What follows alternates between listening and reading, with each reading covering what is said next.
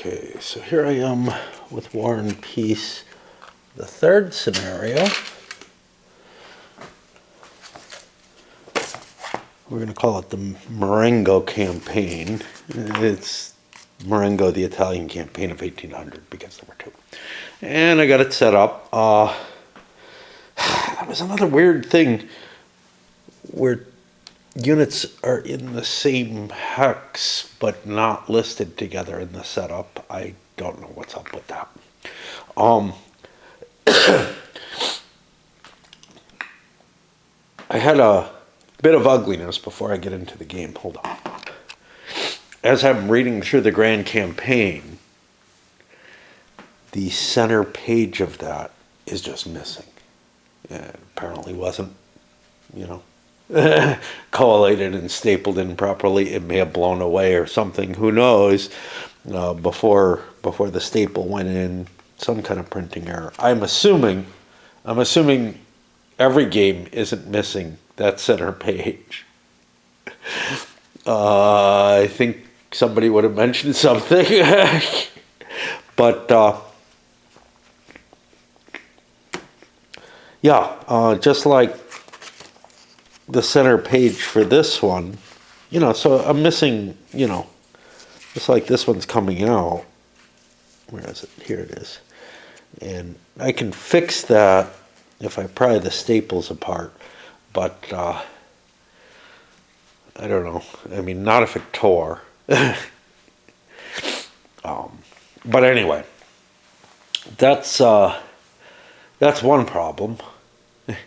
The other thing is I've got to go shopping tomorrow, or I'm in really harsh circumstances because it's supposed to be rainy and snowy all next week, and that could put me in particular problem if there's a power outage or something. Although, I mean, I have enough food. Although some of it's potatoes, which would be hard to bake.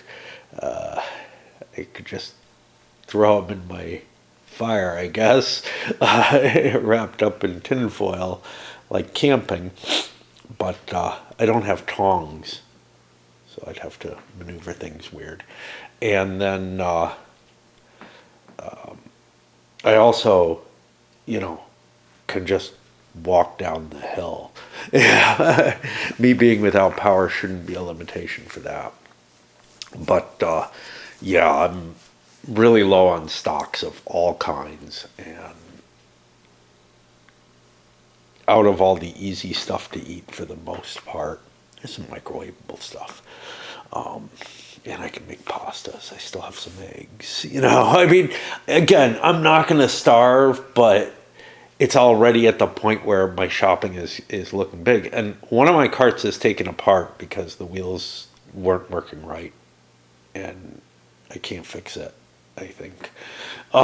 Which is fine. It was not a usable cart before, although I did manage it last trip. And then the other cart is on its last legs, I can tell, and I'm afraid to use it. And then also, the chest pain that I'm having, I really don't want to be hauling a heavy backpack, but I also not sure I can pull the cart very well either. I don't know. Went dancing. That worked. All right, let's take a look at the Marengo campaign and what we have. The victory conditions. The French have to actively win the game. They have the only victory conditions. They need Mantua, Milan, Venice, and any 3 cities in Austria or Bavaria in supply at the end of a French player turn. They get a victory. They want Austria to become neutral due to an alliance table die roll, which can only be made starting in November of 1800 up here, and the game ends, I believe the last turn's January. Occupy Vienna or Budapest in supply at the end of any French player turn, in which case the game ends in an immediate French victory. Now, it is possible for the Allies to get, or the coalition really, to get an automatic victory. Their main goal, though, is to prevent the French from winning But if they occupy 5 French cities or Paris, I'm assuming just capturing Paris wins them the game, the way that's worded, in supply at the end of any non-French player turn. There's no alliance until the November 1800. Starting that turn, the French player can roll to make Austria neutral. Both players get victory points towards that die roll for battles won by their forces. The defeat of an army led by Napoleon is only worth 2 victory points, not 3 as in the standard rules. I thought it was 2 in the standard rules. All right. Do I look that up? I guess. So it took me a while to find it because there's no section on victory points. Victory points come from combat. City points come from capturing cities. Where is it? It's in the alliance rules, because that's essentially what it's for, is for modifying the alliance table. A player is given 1 victory point for each hex 1 or more of his units enter that was occupied by 5 or more enemy strength points. The non-French player gets 2 if it was commanded by Napoleon under those circumstances. So yeah, again, there's just this sloppiness. It's 2 instead of 3, but it's 2 instead of 2, really. So I don't know. Anyway, supply sources. French forces are supplied from any city in France that is not occupied by anti-French. Austrians are supplied by any city in Bavaria, Austria, or Italy. So they have very liberal supplies. English forces are supplied from coastal hexes or port cities. We'll get to the English in a little bit because there's another direct contradiction, this time between the designer's notes and the rules. The job on this is just so shoddy. The original, was a solid game. It had, I'm sure, its questions. I can remember a few, but and the stupid naval rules that. Okay. British forces. They begin the game at sea. Hey, here they are. No boats.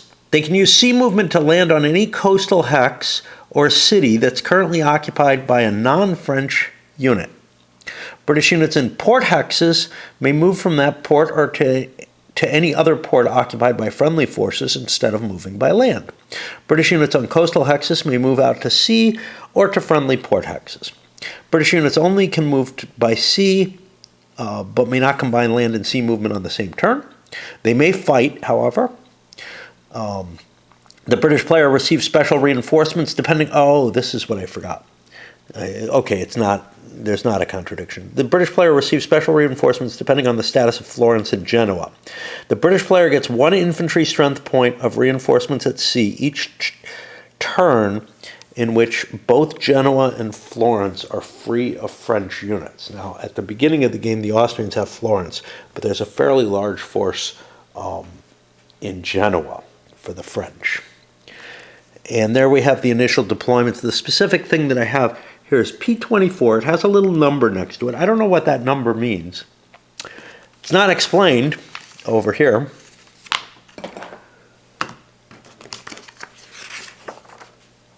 Might be here. No, there's no. We had this kind of situation somewhere else. In the original Italian campaign, where Austrian unit in the basic game, Austrian units and French units were starting in the same hex without a city being present. There was no way to explain that. But here we have, what is it? Here also, Y23, they put it in a 2 in parentheses after it. In this case, there's nothing weird about it. But in the case here, P24 happens to be, I don't know if we can read it,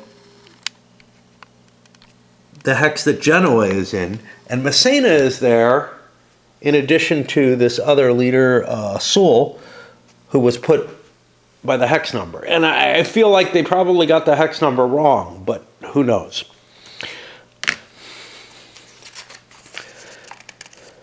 There's some reinforcements, not many. There are no replacements in this scenario. That's cool. I don't have to deal with throwing things into these sort of makeshift force pools. Oh, there's a bunch of optional rules. Okay, they have an optional rule to allow Charles to come into the game. He wasn't there historically, don't want to do that. They have a bunch of optional rules on Moreau. Let me swap batteries. Shopping, I'm actually getting, I'm at the point where I'm worried I may actually have to ask for help from someone, which is extreme for me. Damn battery's not charging. Moreau and Napoleon did not get along. Let's put it that way. He was in command of France's largest army, the Army of the Rhine. According to Napoleon's plan, he was to advance and pin the Austrians in Bavaria and detach a large corps down to Napoleon. If he didn't do this, he detached less forces than were requested, and he was sluggish in his movements. If Moreau is in a stack of French units that's 6 hexes from Strasbourg, which is where he starts up here.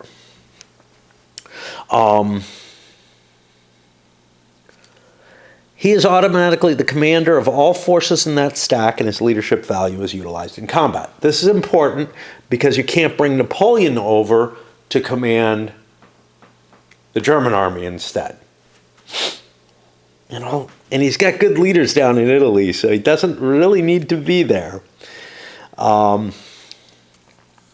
He starts in Paris without any troops. He's ready to be dispatched somewhere. The French player must always stack at least 5 strength points with Moreau. On any turn in which he has fewer than 5, no French units within 6 hexes of Strasbourg can move further away from the city. Further than they are, I assume. Until enough units have been moved into the hex with Moreau to bring his command up to the 5 strength points. This could be devastating in terms of defending France, so that's an important thing to keep in mind, is that you're not just worried about the offensive capabilities, you're worried about the defensive as well. If Strasbourg is currently occupied by non-French forces, or if Moreau is killed or temporarily removed from play, these restrictions are not applied. And then they give a short note on play giving you mostly advice on how to play this one. And essentially they say Switzerland is vital to the French. They own it at the beginning. I think. I mean, they own Genoa. It's a little unclear about ownership of some of the territories. So, for example, Baden is, again, not assigned as being anything, but it's obviously not only in play, but also, actually has troops in it. Interestingly, and these aren't called out very well, there's some landwehr in the Austrian setup. Here we have all these Austrian forces, infantry, cav. Down here, and it's hard to tell because of the one infantry, like the L's don't look that different from I's to me. But at Florence and Frankfurt is a landwehr. This is a holdover from the original game, and it makes sense. Like, they haven't changed the counter mix for this. But basically, if you control a minor that you don't have troops assigned for it, you use either your militia or your landwehr for it. That may be hard for France. They don't have a lot of militia, but I think they can. Portugal would be a problem for them. They have like one Portuguese unit, which they get in the Portuguese War. There may be a few others. There are some that get, like Westphalia gets turned into something larger. So,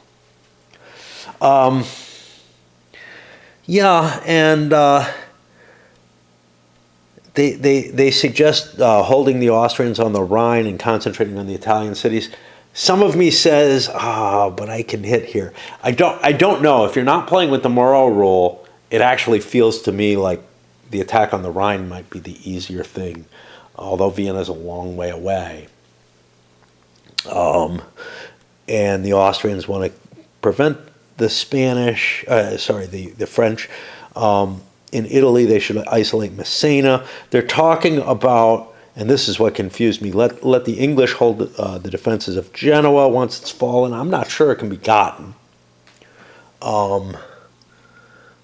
Because the Austrian leader there has like 8 strength points. He does have additional guys here he can bring into play. And then Messina is sitting with 7, and he's got Seoul with him. So he's got like 10 strength points in that hex. We missed a special role in this scenario. Where are the... we missed quite a few. Reduced French quality. All French forces stacked with Napoleon have their morale of 2, but anything else has a morale of 1. And all the Austrians have a morale of 2. That's huge. And Bavaria is considered part of Austria for movement and supply. This is what's weird. It's like, yeah, but what's the deal with Baden? I mean, it's just there, I guess. I can't supply out of it. But anyway, I guess I paused there. This is actually where they talk about the English having essentially infinite reinforcements. Yeah, they sort of. They have to take Genoa. And I'm not sure. Like, that is what the Austrians' goal has to be, is to take Genoa. And I'm not sure it's possible. We are on Sunday. I'm still in a lot of pain, but I'm trying to convince myself to make it out. Letting it warm up a little bit. Delaying as always. Oh boy.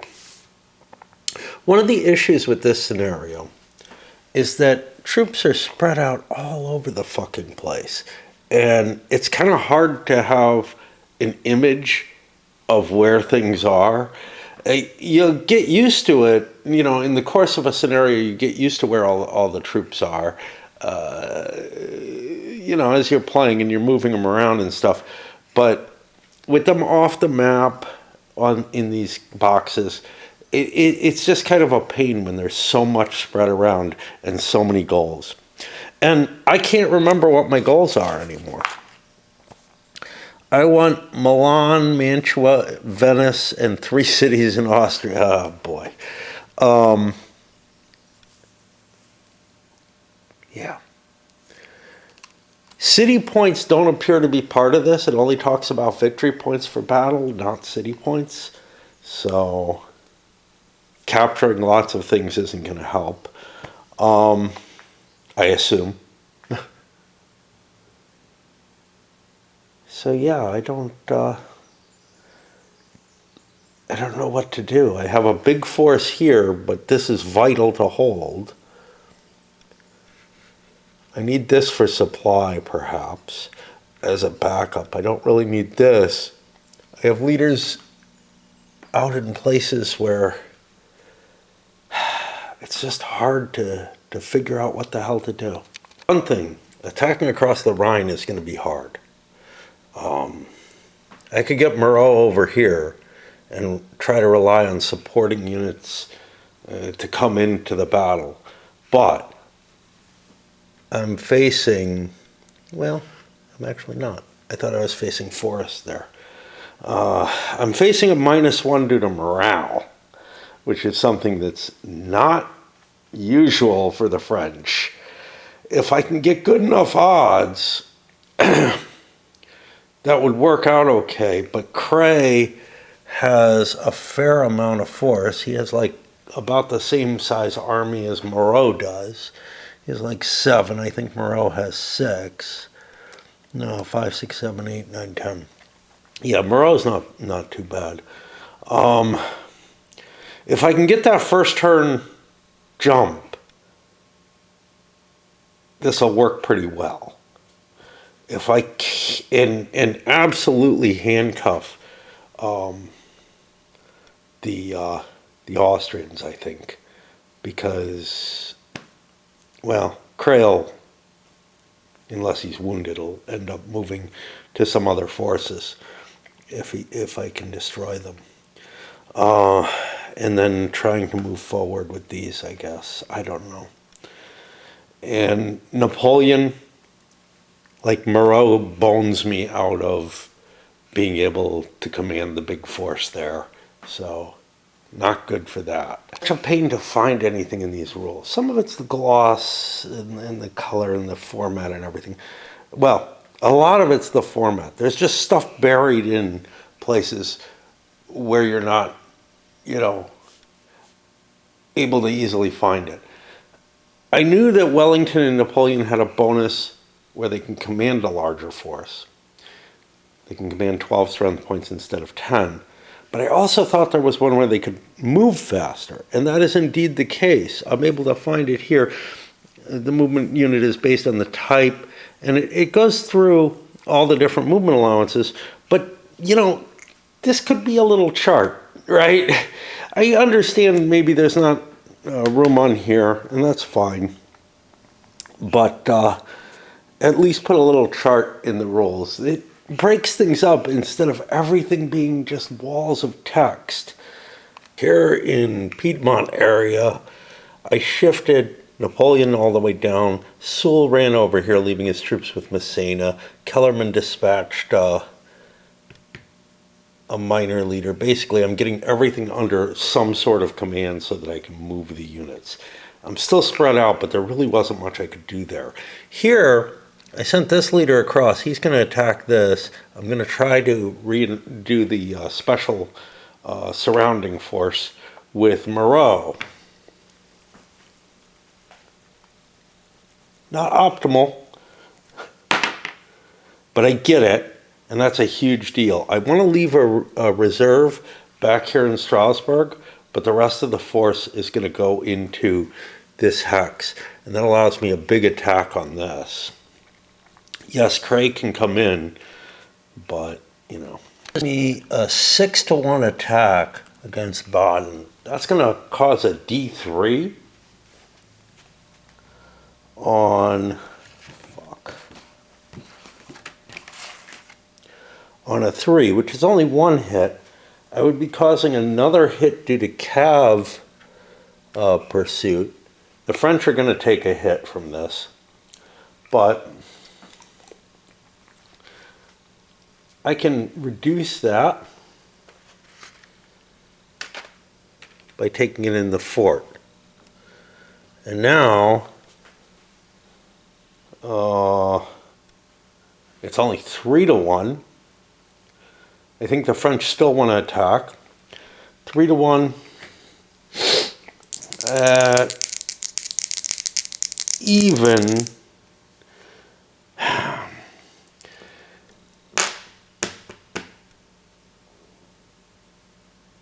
Actually, I don't think I can take it in the fort because he was outside. Yeah, so we take that 6-1 hit, and that's going to be 2 losses to 1, and the only leader loss check is Moreau. And we'd like him to die, so we can send Napoleon up there to win the war up there. The Austrian command structure is even more disorganized than the French were. They have a lot of troops not under leaders, and they have no excess leaders kicking around. They have leaders with troops kicking around. Milos does not have enough to handle Massena on his own. I also forgot reinforcements here. Feels like they shouldn't happen on the first turn, but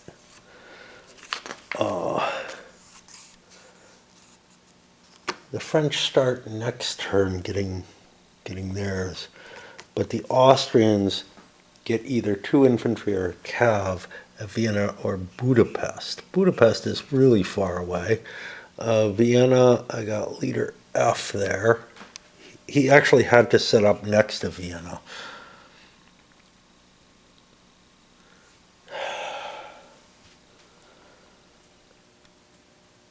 I think it's easier for me to shift forces forward, so I'm going to take a cav. I have an option between 2 infantry and a cav. I think that part of me thinks that there is a price. I haven't gotten to this in the campaign game. That there is a price for for buying cav. Like it takes 2 production to build, and that guards take 2 production to build. Maybe I'm wrong about that, and that like militia takes a half. The Spanish War has all kind of special points. Uh-oh, battery out. They basically make each city in Spain worth production points, but they obviously can't use the same production points in that case as they use in the regular game. So each minor city's worth 1 and each major city's worth 2. And then they have new prices, and I think like infantry are worth 6, cav is worth 12. And you end up like, you know, with these big numbers you have to manipulate, where instead, I guess they could have used fractions, but that would be a pain in the ass to deal with too. This may be easier. But it does create this whole new pricing schedule for Spain and Portugal when they're invaded, because basically they wouldn't surrender when their capital fell. All right. I've done my southern movement, getting things over here. I'm working on this. Okay. Yeah, Milos is planning on an attack against Leader G, whatever he's got, in the mountains, but, you know, they got the leadership advantage, stuff like that. I don't want to take Lan on. I don't know what their strength points are. I probably should.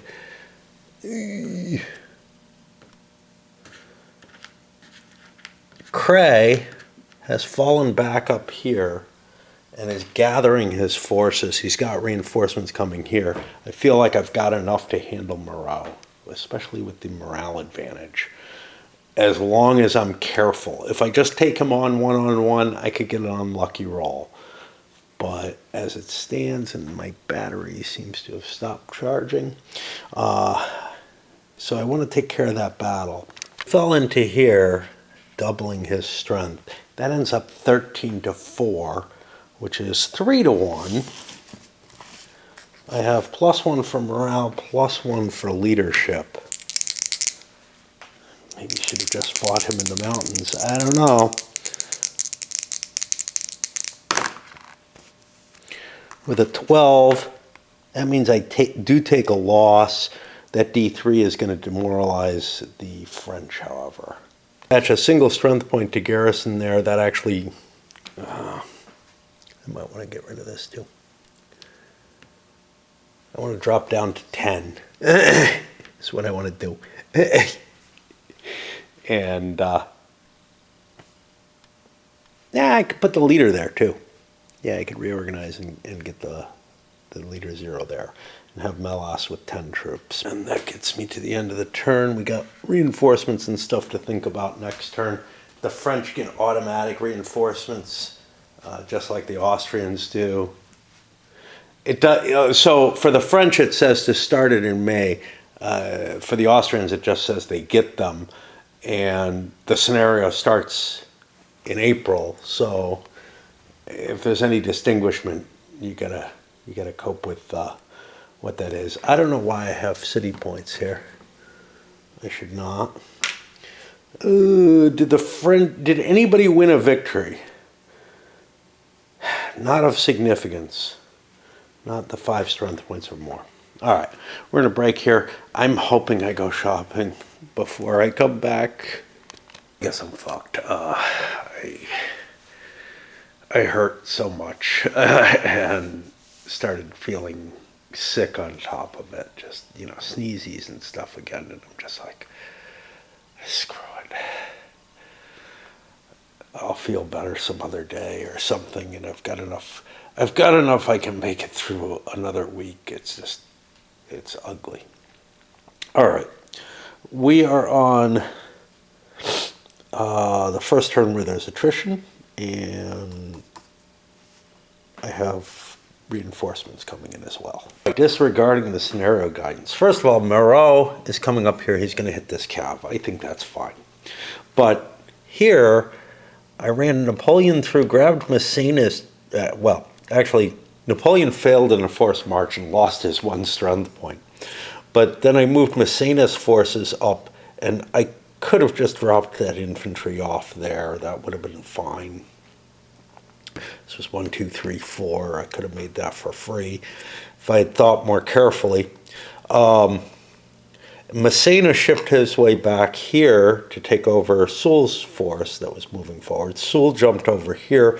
But the biggie is I have Lon where I can attack with Lon, bring Napoleon up, and I'm hoping get a smashing Marengo type victory up here. I have Kellerman in place too.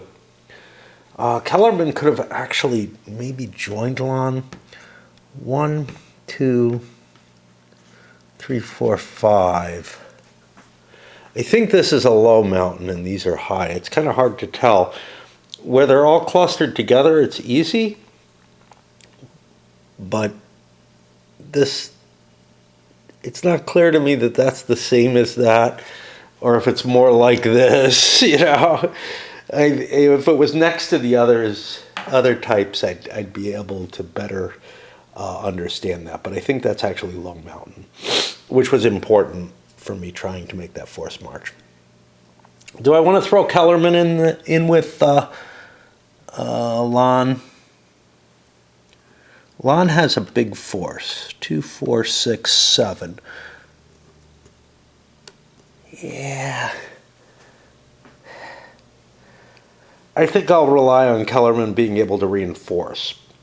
But the biggie here is I'm going to make this my main attack, and Napoleon's going to try to do that funky maneuver, which he succeeds in. And now he manages not to get the river crossing problem and be able to hit Milos at once. It's me a 3-2 attack, strength-wise. I have the same morale because I have Napoleon with me as Milos has. I have +2 for leadership and another +1 for that funky maneuver. So this is a pretty good roll. That gets me a 10. I get a 1d2. The smaller force is a 10. That's going to be 1 and 2.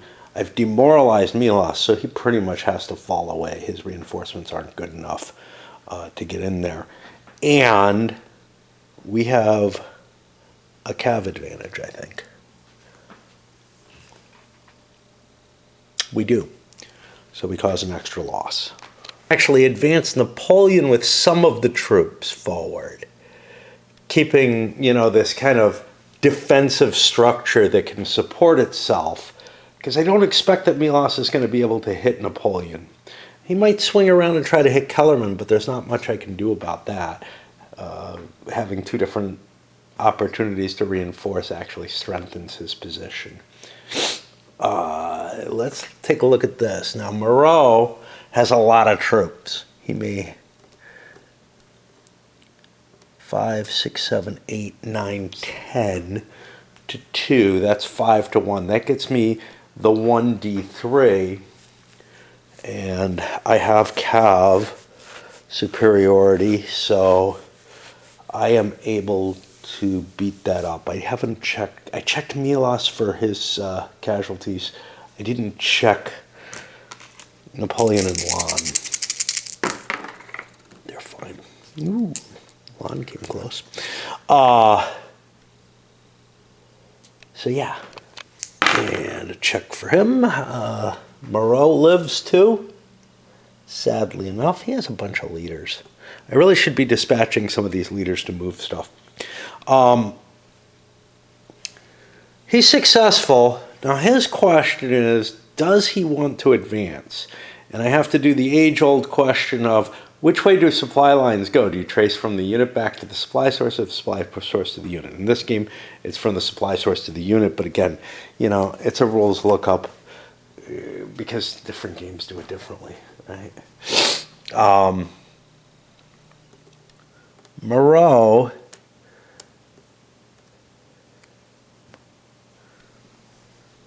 actually lost a strength point. I think I'm going to dispatch and get the defensive benefit of the woods in case Cray wants to attack. I have to leave a unit here for supply purposes right now. Baden is mine, so I don't really need, like I captured it, so I don't need to drop anything there. But conceivably my supply line could get cut. Although, it's not going to come this way. 1, 2, 3, 4, 5, yeah. It's really hard to draw supplies over the river. There aren't a lot of bridges where I am, for good reason. That, I think, brings us to the Austrian side of the turn. It's annoying. In the reinforcements and replacements, those English units, and this is why when it talked about an infinite supply of English units, they're not mentioned. They're only mentioned under a special rule for the British forces. They're not in the deployment. Actually, they are. They're at sea in the deployment. So far, I haven't gotten an opportunity to bring them in because the Austrians haven't taken a port. Genoa is kind of the goal for this. If I had an extra leader, I could bring some troops in at Leghorn. French want that, but it's not as valuable as Genoa. But I don't know if I'm going to be able to take Genoa. Abandoning Genoa was a mistake. Milos is going to be able to take it, and I think the Brits will come in on that. But up here, I got a problem. Cray can't pick up these troops. He's not enough leader to do so. I think I want to put myself in a position where I'm supported by leader F, but without the attrition risk. So, I don't know where I'm going to fall back to.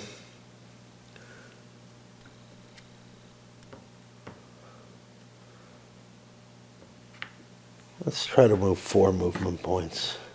I may end up stacked with him, but that's not that terrible. We end up stacked there. We'll probably bring the cav in there too then. Actually not able to bring the Brits in now. They can only come in during movement. I put 1 unit as a garrison down there. I don't worry about these guys. I mean, Florence is important in this scenario, but troops are important too, and I'm having trouble shifting everything up. But that puts us at the end of May. And again, I'm feeling even kind of too lousy to be up here. We're starting the June turn. I took the reinforcements. I forgot the attrition roll. Always so hard to remember. But as I was opening this up, I realized, geez, man,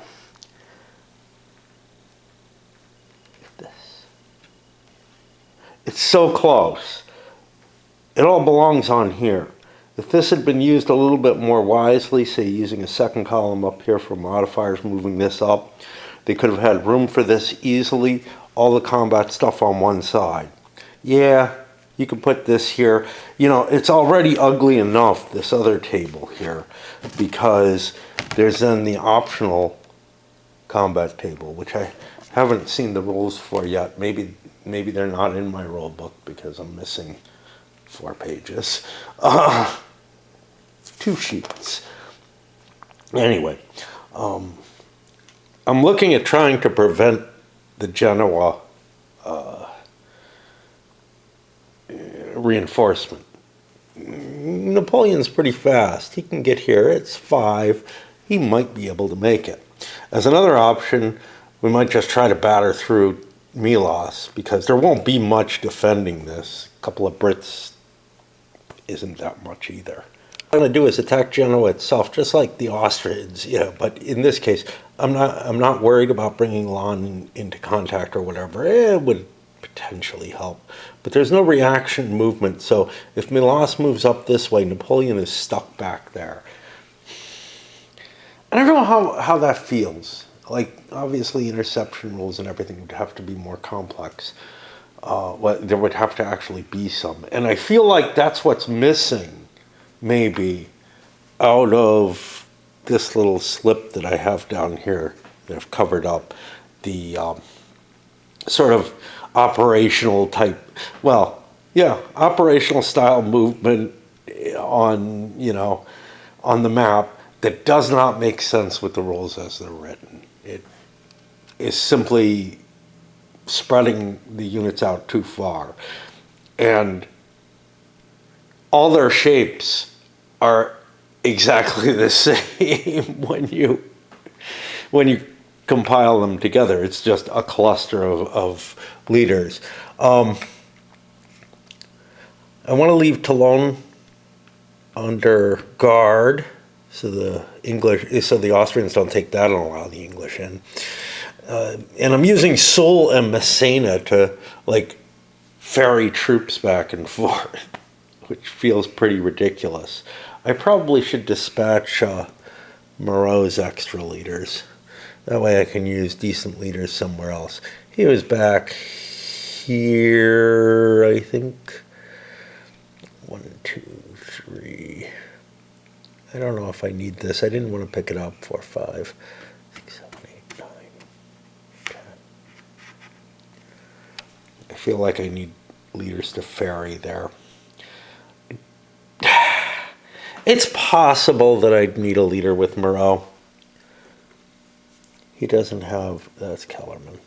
He doesn't have anyone else. What I'm thinking is, if I need to shift my supply line or something, I doubt that I'll need to. That it usually doesn't really work that way. So I've got 2 battles. This which is going to end up being the D3-1. You can't count. I keep doing this, but you can't count on defending, a location unless you commit some real troops to it. And so I kind of wasted that unit. In fact, Napoleon would have had a harder march had he had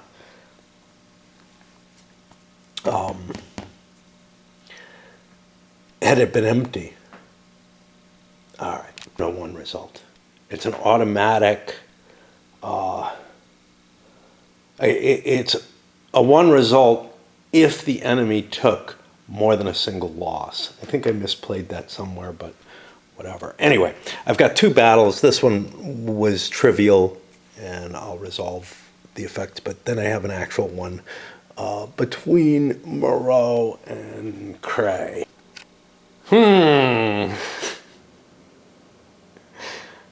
We could... Napoleon slipped in here. I still haven't done this battle, but I'm thinking Milas could drop his supply line or put one down, but it's not going to help him, and make a quick march and a similar attack on is that Toulouse? Yeah. And just, take that the same way. The only danger to that is the supply thing, and I don't know. I don't think the Austrians can use that as a supply source.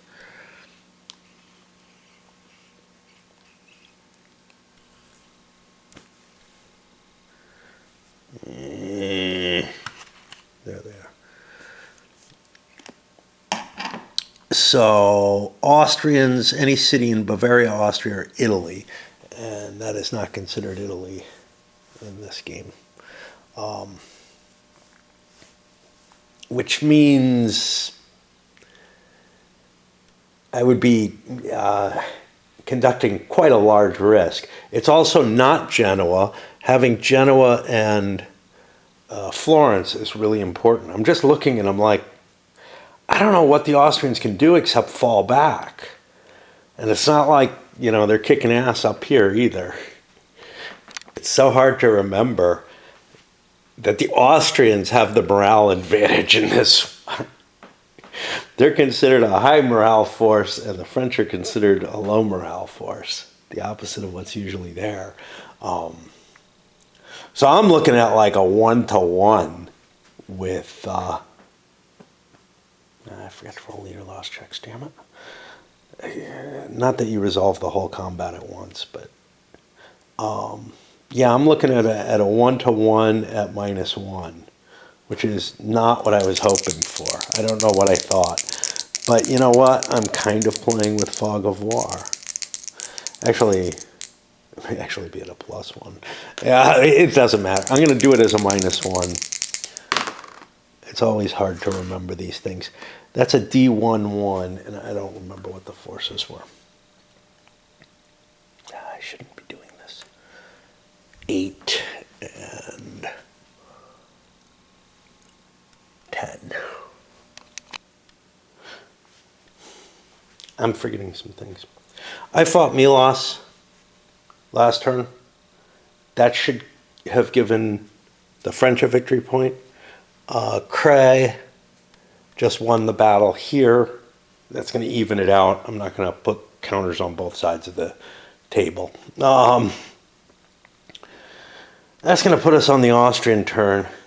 I'm feeling fatigued already there's a lot of thinking going on as to where to ship the forces and what to do, and I still end up fucking up, stuff like this where it's like, you know what it is? It's fucking onward Christian soldiers. No, it was easy enough there too.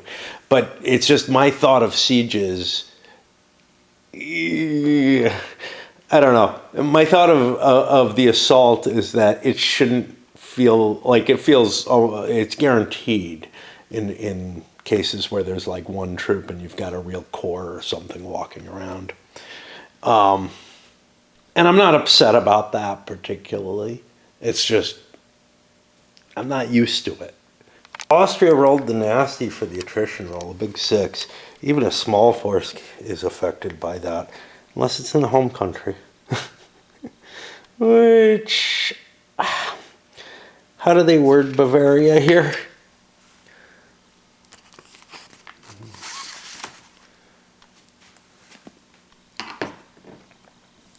Somewhere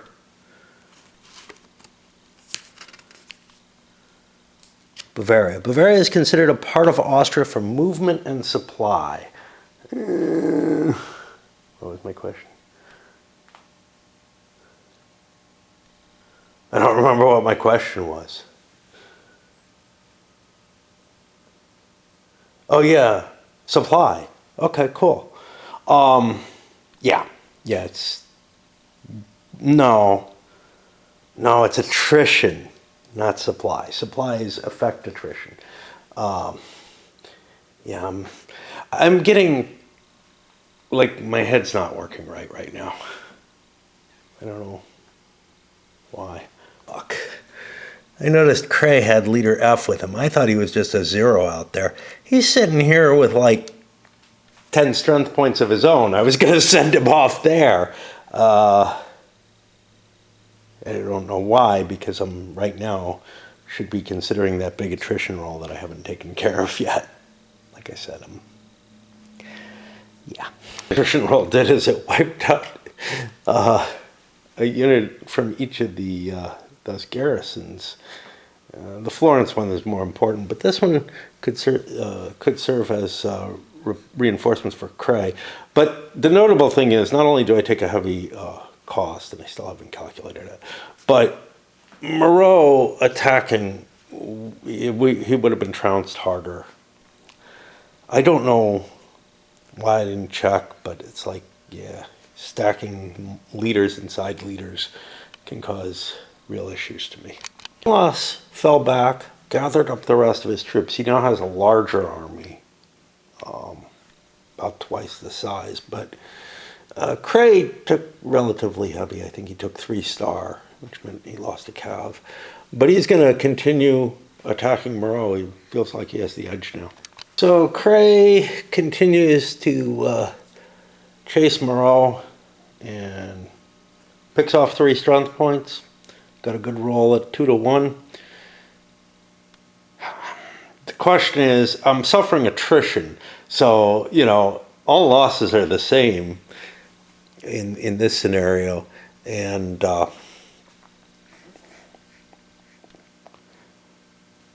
I'm trading off right now more losses to Moreau than I'm taking from being together. I might want to split my force, and certainly if Moreau's force gets ridiculously small, I don't think it's going to. He's got reinforcements to fall back on. But he has been essentially defeated in Germany. The problem is facing Napoleon. Napoleon and two of his best leaders,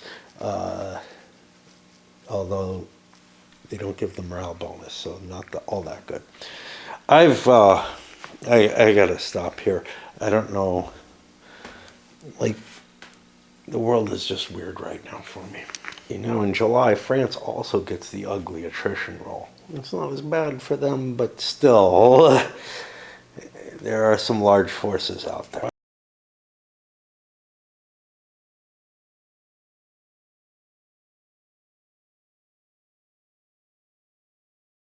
Oh, I still have these guys to fuck with. I gotta make a decision on them. I'm mostly done with my French movement. Napoleon trying the tricky move against Milas again. If that works out well, that could be a big bonus. First of all, I need to dispatch somebody down here to take these. But this is the Austrian force in Italy right now. And the problem is Moreau is under a lot of pressure. And what I think I'm going to do is I'm going to move these forces. Massena is going to move, the leader zero is going to move them up towards there. I've got troops in Paris showing up. I'm trying to get everything there that I can. I think Napoleon's got things in hand. I've got to reverse the forces here. It's a fair-sized force, if I recall correctly. Leader F. He's got 6 infantry and a cav. He was part of Milas's command, but I figured, oh, I'll send those reserves that Napoleon wanted, or at least some of them. And yeah, I need troops, and I may actually need a good leader like Massena. I don't need another good leader down with Napoleon. In the battle, I think with Kellerman, not long.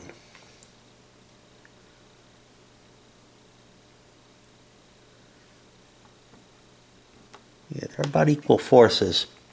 That way, Napoleon can still try to jump in, and Lannes has a better chance of reinforcing. I need a marker for where the battle started, I guess. Because this one, well, it won't be that hard, because Napoleon made his roll. And so now he jumps, and we get the +2. It ends up being a pretty interesting one. It's 1-to-1 odds. Napoleon has +2 for leadership, +1 for his special thingamabobble.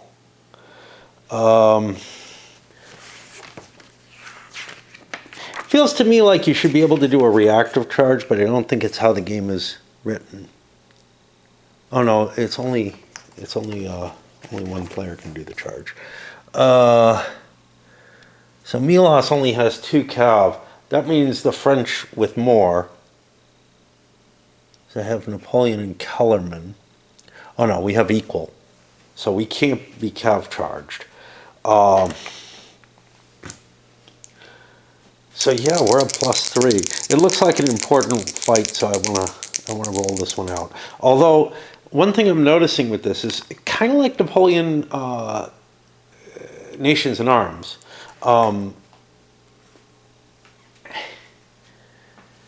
Neither game seems to provide as many decisive battles. Like, you won't see an Austerlitz, because as soon as things go wrong, the side that things are going wrong for leaves. If results are kind of near each other, yeah, but the total losses are just so low. I mean, yes, you can get up to 9 on here, but battles could be much larger than 21. And you're talking about 10% of the force is lost, and that's going to be on a D3. That means the opponent probably has at best, at worst is taking 3. You demoralize so quickly, and yes, the demoralized combat gives you an opportunity to, cheat that for a turn or something, but you're going to be at such disadvantages trying to fight with demoralized forces.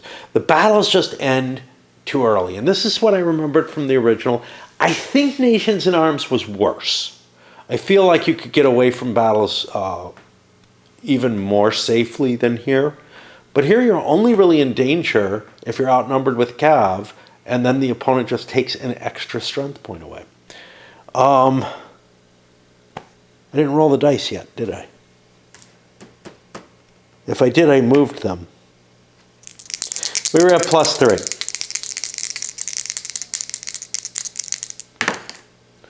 And we get a 10, which is a 1d1. And I don't remember what the sizes were because I went off on that rant. They're kind of hard to figure because it's multiple units in multiple commanders in each of these stacks.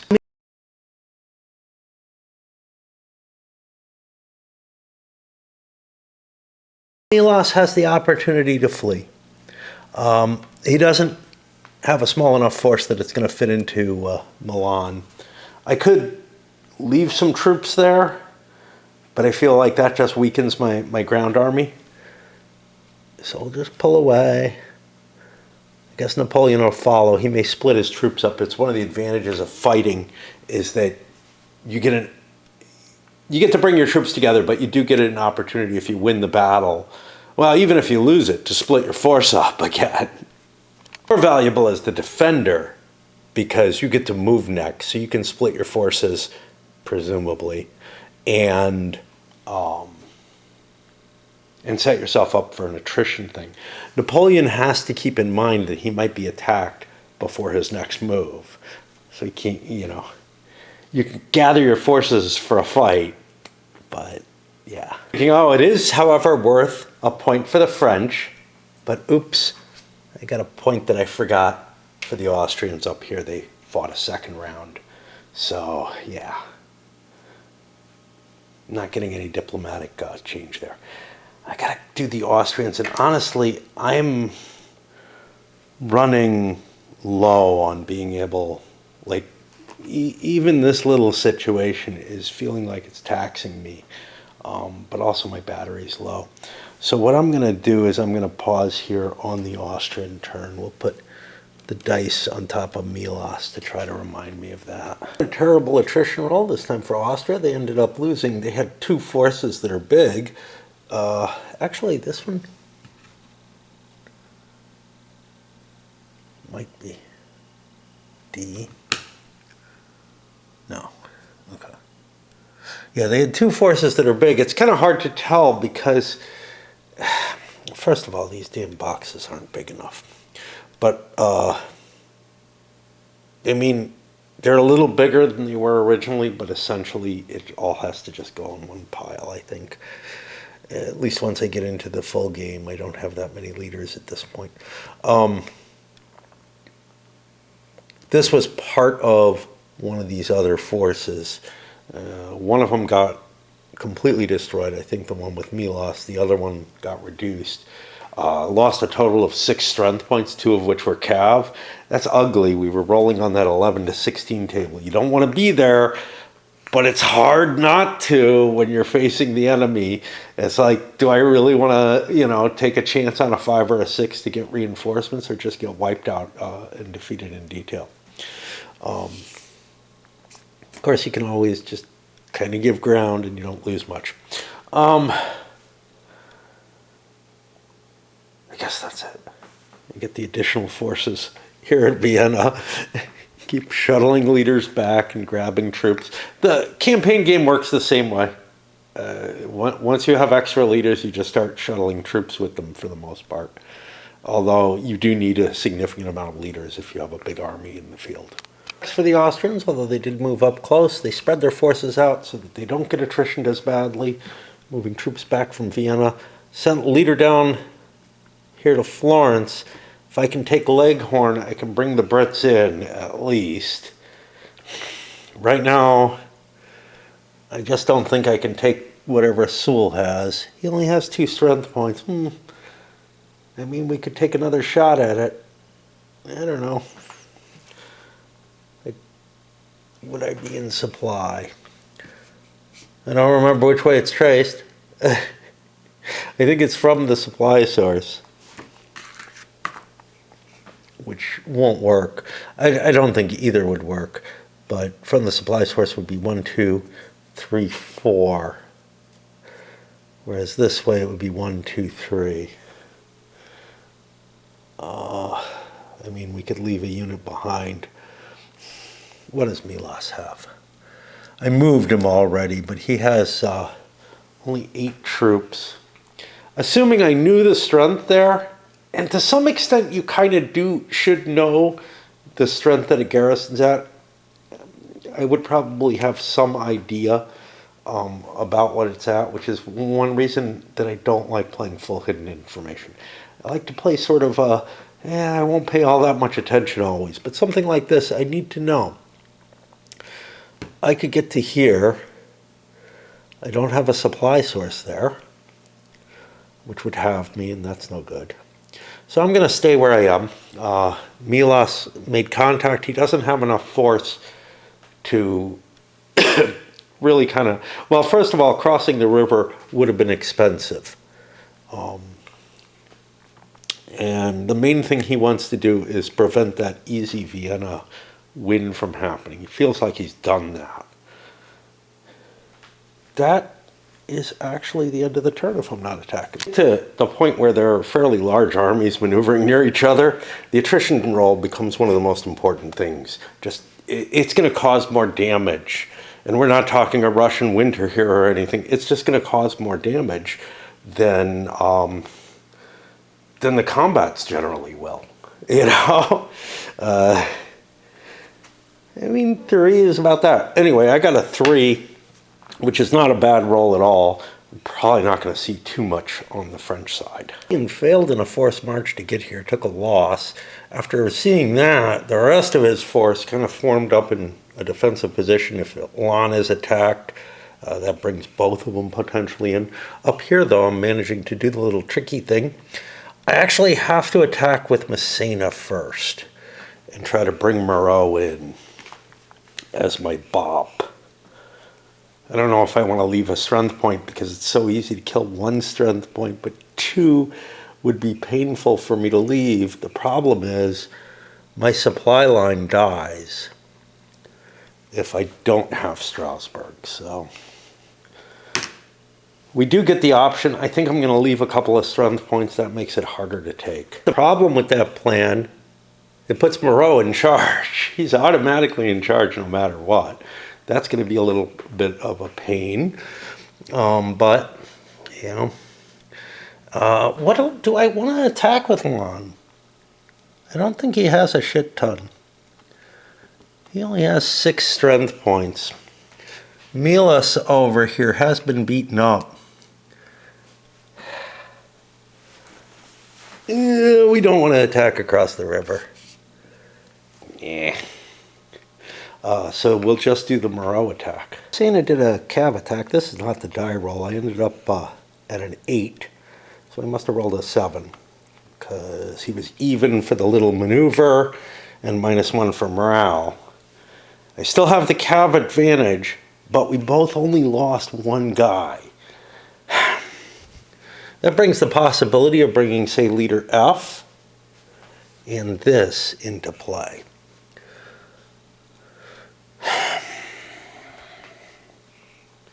I think both sides are going to try to continue the attack.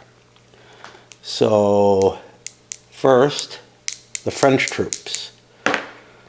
They are not involved. Leader F is involved. So that brings the Austrians up to a stronger force coming in. No, leader F's not behind the river. Not that it would matter, but we go to another round. The French didn't try.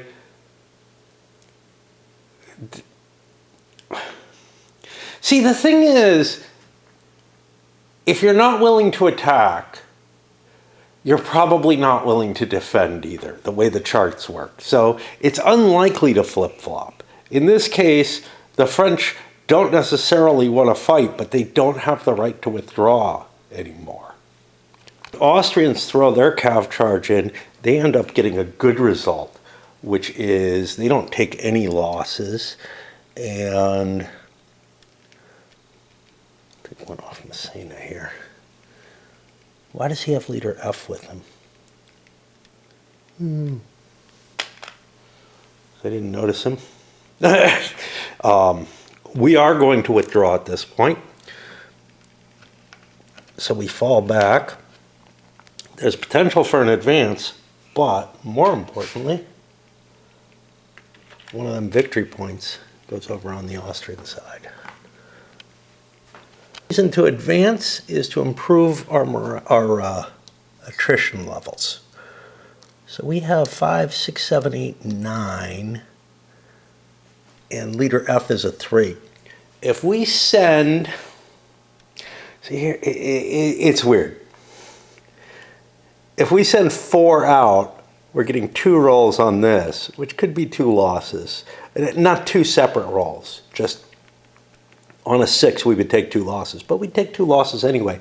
So I think I want to shift some of my troops forward into this hex and then bring them together so I can get a single hammer afterwards. To seize Leghorn during movement, unlike during combat, that means I can move these English in as well.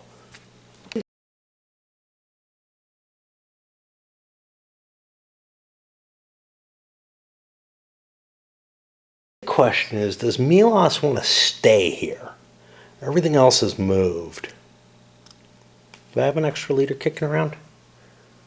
Leader F. 5, 6, 7. Yeah, I can't. I can, because there's cav. I can control all of this.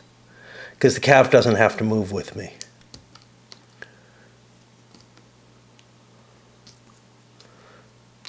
Does make it harder to split up, but that means that I can send this guy up to grab these landwehr.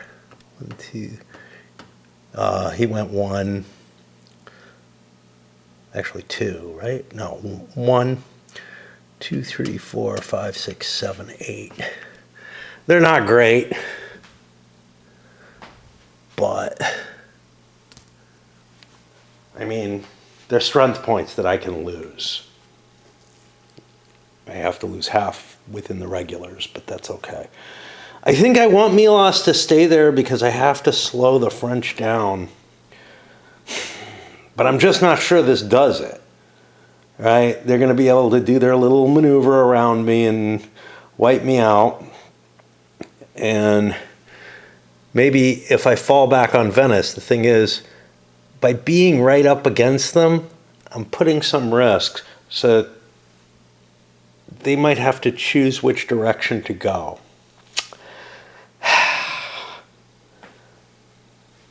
How willing is Milos? Well, first of all, what's he facing in Lan? And again, you could play the hidden information here. I don't actually think, like, I feel like the armies had enough of an idea of how many strength points were facing them. Then at least if you're adjacent, you should be able to take a peek. Maybe even further from that. I can go at even against Lan. It doesn't seem worth it. And I think I want to fall back on Venice. And I'm not going to leave a garrison here, although it just means it falls, you know.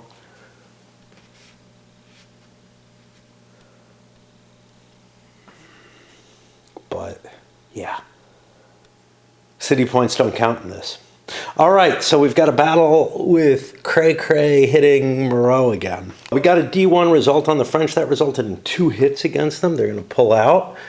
But, one, I don't know what I want to do with Cray in terms of splitting his forces or leaving him with a fairly large force that's going to take heavier attrition next turn.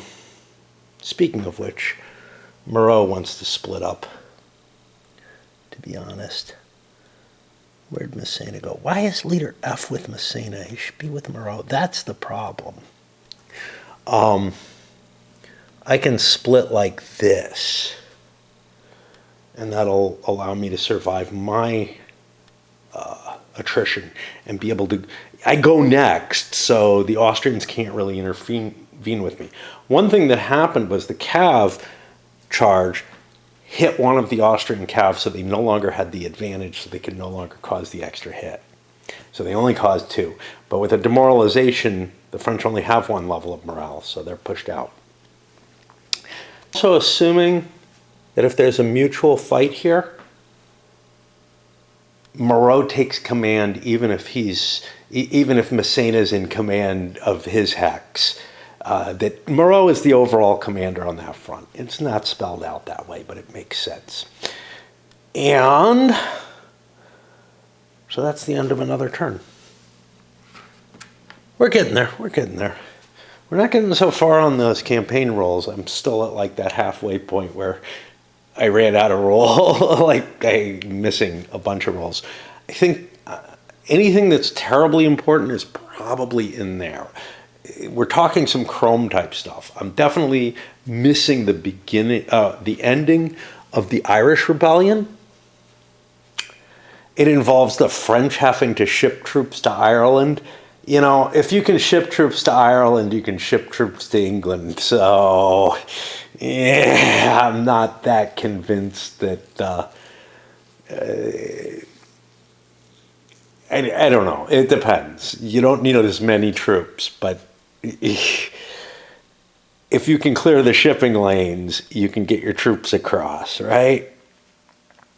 So it seems like kind of a silly little a rule that isn't going to come into play very easily.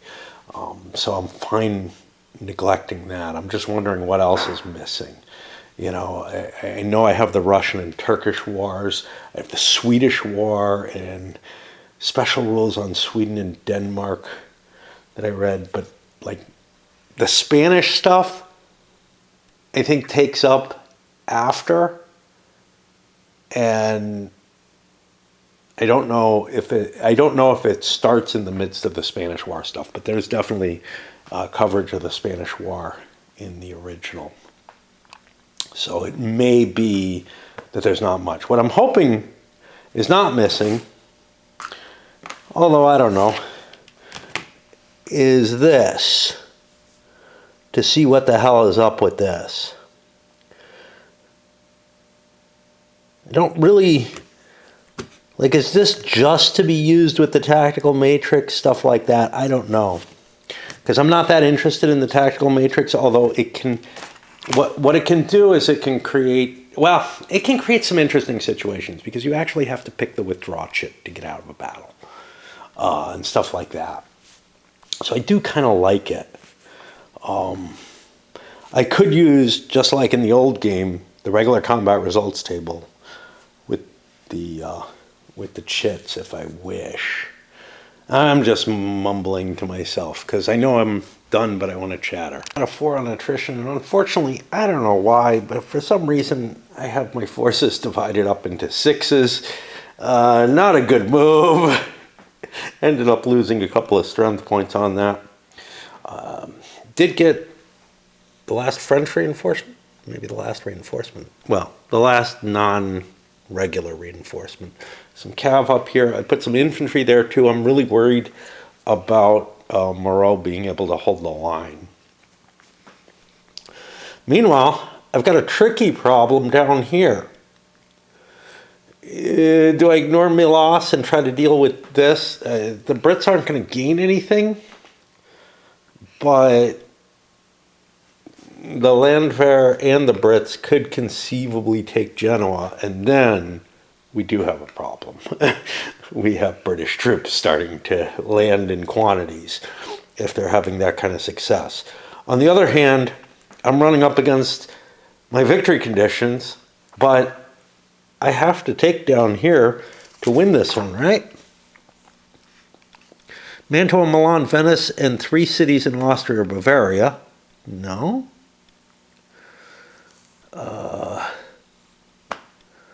Okay, so I don't need, it was the other scenario where I needed Florence and Leghorn, I guess. Well, I'll try to figure out what to do best. It's hard to pin down Melas and fight him. He could just keep falling back. But we're looking at Mantua, Milan, and Venice. Mantua's open. Milan we have. Venice is where he is. And then we'd have to take some cities in Austria. And that's hard. 3 cities in Austria or Bavaria is tough. If this turns around, yeah, but I don't think that's likely. I decided to do my wackadoodle against Melas here. Now Melas is surrounded with too many troops to fight outside Venice. If he had stayed in Mantua, he could have dug in with entrenchments. That might have been a better move. Now he's pinned against the coast. He does have an escape route, though, at least. Sort of, kind of. There's no zones, so yep. I decided the threat from down here was less. It's not great. And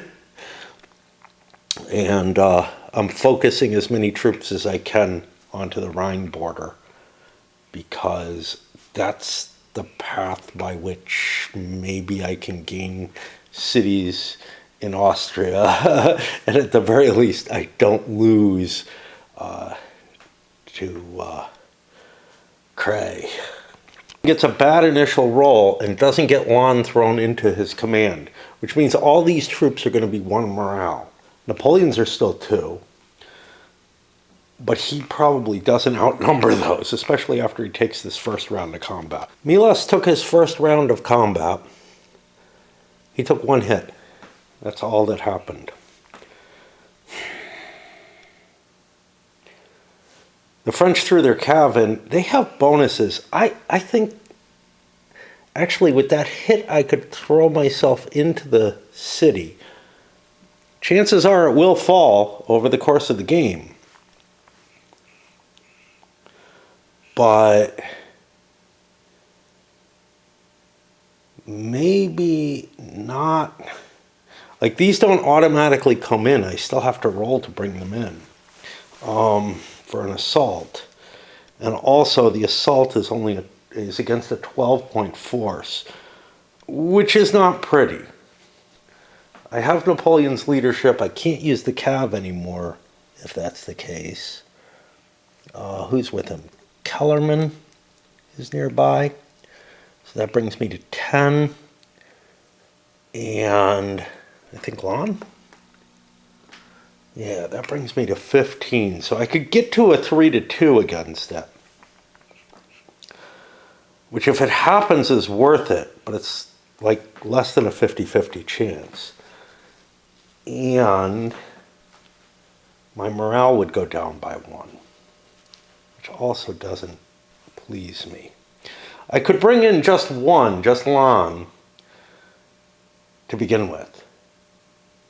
And undemoralized forces can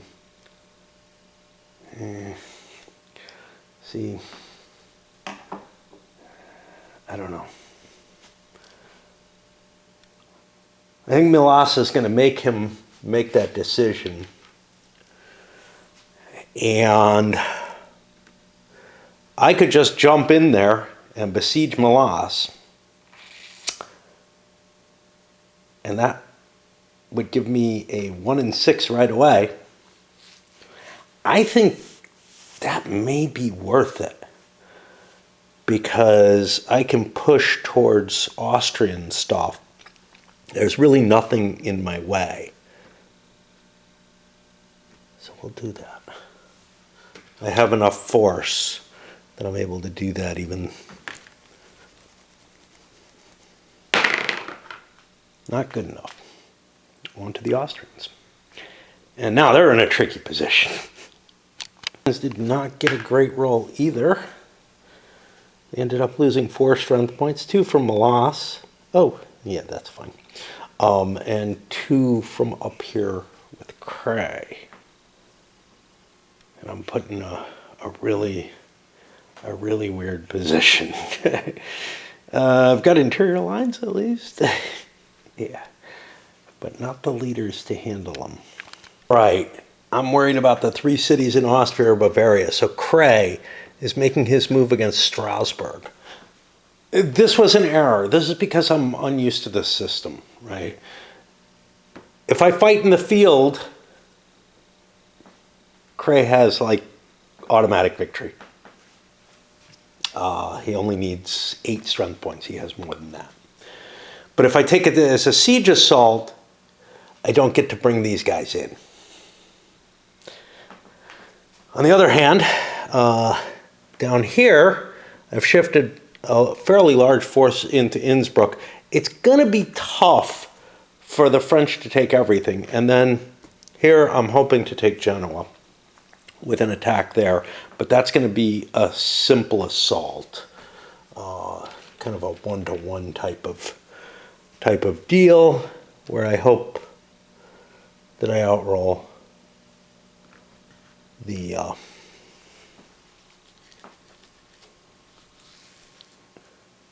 French, and it's unlikely.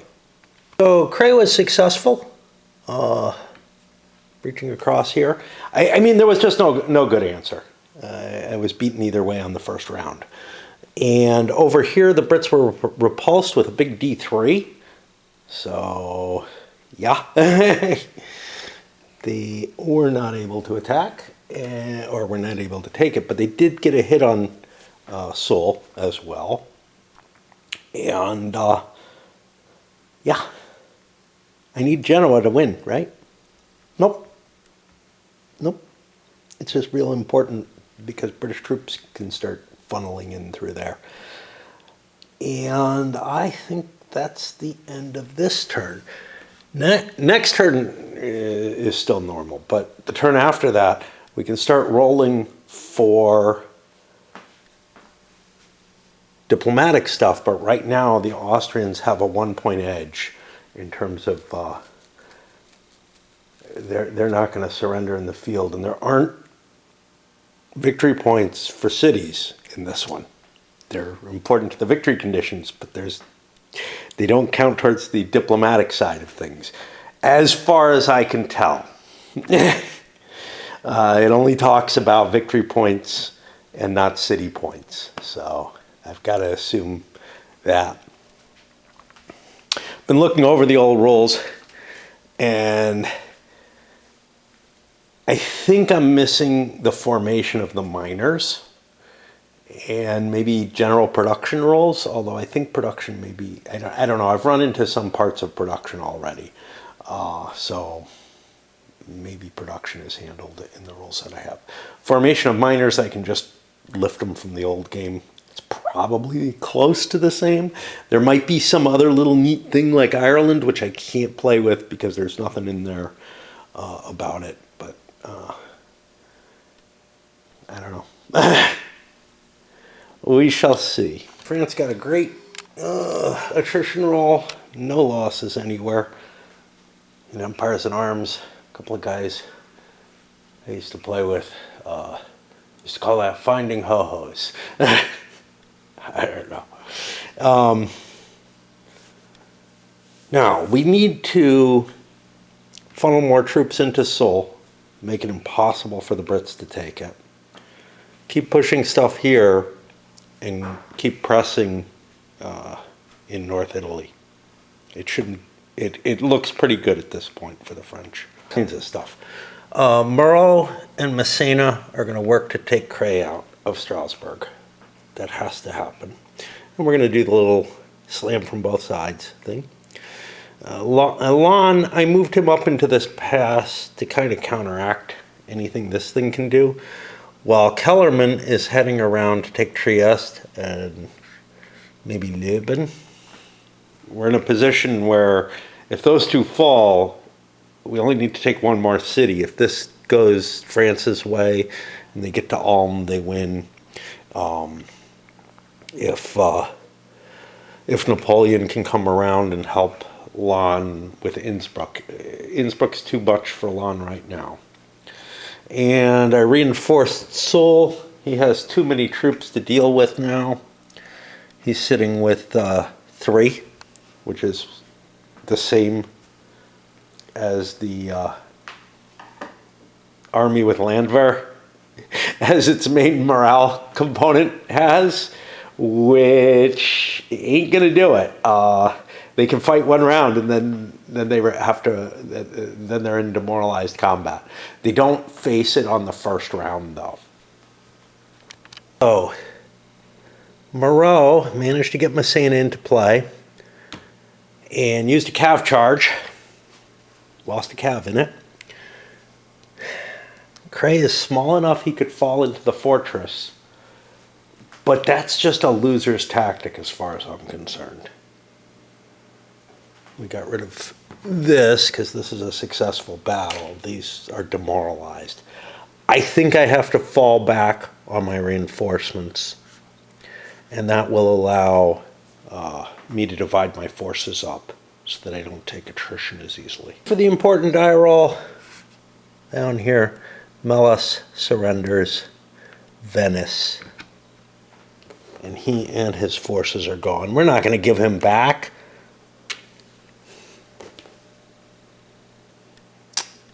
Put him over here. And that was 4 strength points there. That's going to be, that's pretty big. That means that we're in a position to move against Innsbruck right away now, if we wish. Or we could cut towards Vienna or something. I mean, you know, Lahn is enough to hold that off. Force the Austrians to fall back. Well, a third city ends the game. And this happens at the end of a player turn. It's an auto victory as opposed to, I mean, everything's basically an auto victory. If the scenario makes it to the end, the Austrians win. And let's get on to their turn. We always were, oh, that's not going to be good. Not that I have any armies anymore. Oh, that's going to hit the Innsbruck troops though. Lied, nothing's over 5. Innsbruck's at 5 and another leader. Oh, Cray. Yeah. All right, I still do have an army. I didn't lose that army yet. I'm working on it. Line along here is where the game gets kind of interesting because, like, putting these 2 strength points there, it's more than can be overrun easily. If Massena comes up and joins Moreau, they can actually do it. 1, 2, 3, 4, 5. They could actually do an overrun. And that's somewhat problematic. There's no question about that. But by having trailings like this, you do actually begin to form lines in ways that, certainly in Empires and Arms with its area, you know, in a lot of the area-based games, you don't see. But you also didn't really see in Nations in Arms either. There's nowhere I want to attack. This French alliance phase, there's no chance of the Austrians suing for peace. So that's not going to happen. But yeah, they sure look like they should. If city points were involved in it, you know, they'd be back 1, 2, 3, soon a 4th one. But yeah, they'd be back like 3 city points in this scenario. So there'd be a pretty high chance, actually. Well, it's winter, and a die roll of 4 isn't great in the winter. Hit a couple of stacks that lost a piece each. And now, gotta decide where I'm gonna put my reinforcement point, or points. Feel like shuffling them through Italy's too hard, so I think I'm just gonna keep throwing them into the Paris area and pump them towards the Rhine. Into a couple little hitches. First of all, Kellerman had to leave a unit behind for supply. I mean, you don't have to. You can cut your supply lines, but it weakens you significantly. So I don't think I'm going to be able to make it up to Lüben here. Napoleon was unable to get his forced march here. Lon was going to move up into here, and they were going to do their little trick and take Innsbruck. Yeah, one way or another. But that did not work. And then over here, I think Messina had to force march. You have to do things carefully because, like, you start moving a unit. For example, I moved Lon first up to here, and I'm like, wait a minute. Let's check to see if Napoleon can make his forced march first. Because if he can't, it's not going to work. So Lon ended up doing nothing. He could move forward, but doesn't really serve any purpose, and they support each other being adjacent. I'm funneling troops forward. Going to try to hit that cav. Just try to wipe it out. I couldn't overrun it. I didn't have that kind of movement. I would have had to force march a couple of points, and that's dangerous. All we really end up doing is pushing this cav back. We killed one of them at a cost of nothing to ourselves. And that'll put it to the Austrian side. I don't know what they can do. I mean, it's up to France to figure out how to win this. Go roll of 5 up to 6 in Bavaria, not in Innsbruck, is enough to hurt Cray and drop him a unit. I got stuff coming in for leader D. I want that to be infantry. I need to pump more infantry up. I think Cray is going to fall back to Milan. I'm sorry, I'm confusing. Cray is attacking Moreau. Fall back where? I'm thinking about these guys. I think they're going to fall back because those Landwehr, as far as I know, are actually immune to a trick. Well, they get the -1. Now, the British unit alone, I don't know. It's all units in home country. Yeah, that's not going to help. Well, I don't know. Let's just go back to Florence. I can't see attacking Seoul. He has as many troops as we do, and our morale is worse. And the Brits have failed. They need a port. They need Genoa. It's Genoa and Florence they need to control in order to get their shipping in. And so, yeah, Cray is the only battle. He's going after Moreau. That's somewhat dangerous. Messina could come in and fix things. That's the problem. First round of combat went. They both have 1 point. Cray is going to give up attacking. He doesn't want to fight anymore. He doesn't want to withdraw because if he withdraws, he loses a victory point. But Moreau is going to try to bring Messina in. Neither side's demoralized. And we manage, which means that Moreau is now going to be able to attack with a stronger force and probably force Cray out, get a point against him, A few times you'll see a major battle actually happen where it goes round after round after round. Second round was again a 1 point each. The reason is the Austrians have a -1 for their morale. And they have better morale, which means they're just better. The French are on the 3-2 table, and that all kind of evens out. Slip down to the 2-1 table at this point. I'm still going to stand with Cray. This could be really dumb.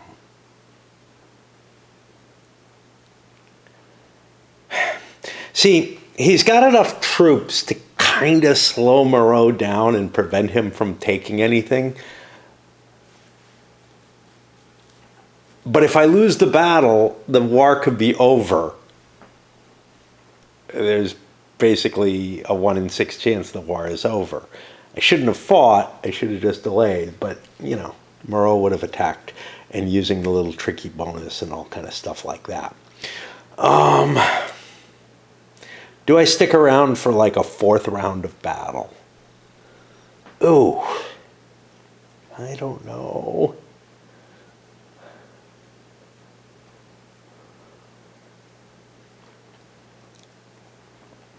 Like, I have the morale advantage. A good roll wins me this.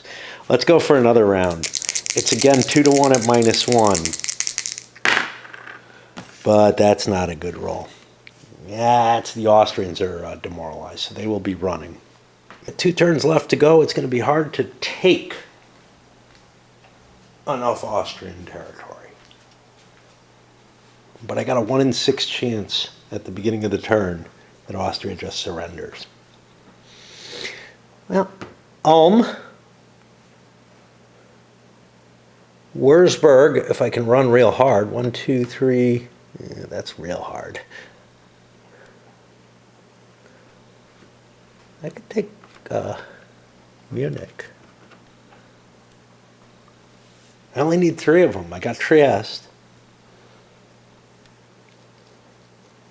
Yeah, I think the French have a shot to take it all this turn, which they might have anyway, unless I was sitting in Ulm. This is big enough for, on the French side, I think on either side, for the 2 to be a problem. We're canceling that out with the French bonus, so we can go up to size 10, and I don't have any forces that are that big. Let's take a shot. 1 in 6 chance the game's over. And then otherwise, I think the game's over anyway. It is not. This unit is a supply depot, because I could have put it closer to Cray, but I liked it here. Messina is up there. That's fine. He's in supply either way. But Moreau, I got to put it here in case it's a siege. The question is what I do with Lon and Napoleon. Lon could actually come up 1, 2, 3 to here, and then I could supply him with Napoleon. Mantua's a supply source, so 1, 2, I could get that far. That's probably my best way to take 3 towns, because Innsbruck is going to be hard to take. Now, any field battle here is an automatic victory for the French. So we have to take it in here. We're going to throw Lon in. He basically has 2-1 at +1. +2 for leadership, -1 for morale. And he will win. So that's the end of the game. Napoleon could have attempted something against Innsbruck.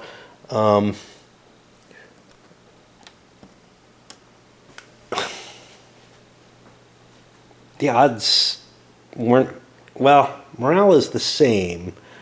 High Mountain is at a -2. It sounds like it should be. Yeah, that's a -2. The mountains are nasty.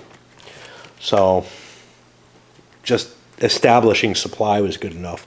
And that gets me Ulm, Munich, and Trieste. And that's enough to end the game. This was kind of an interesting scenario, more so than the first Italian campaign. More so than I think Austerlitz is.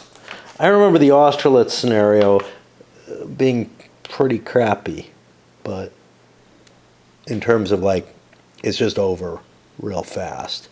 They start it later as an optional rule, or earlier.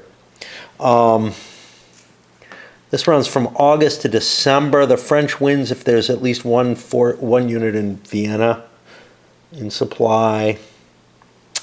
Otherwise, non-French wins.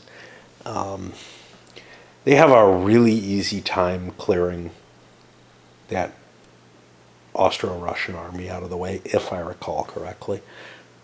I mean, it comes down to some luck. But this one had a lot of maneuvering in it that was pretty interesting. Some of it because of the steady flow of forces and some of the restrictions, Moreau being a pain in the ass. troops spread all over the fucking place, which is not normal in this game. Which really kind of, well, it's not normal when I'm playing it. Let's put it that way. I normally have, my forces pretty well defined towards what they're doing. But there is a lot of room to kind of jockey around for position when you do split up more.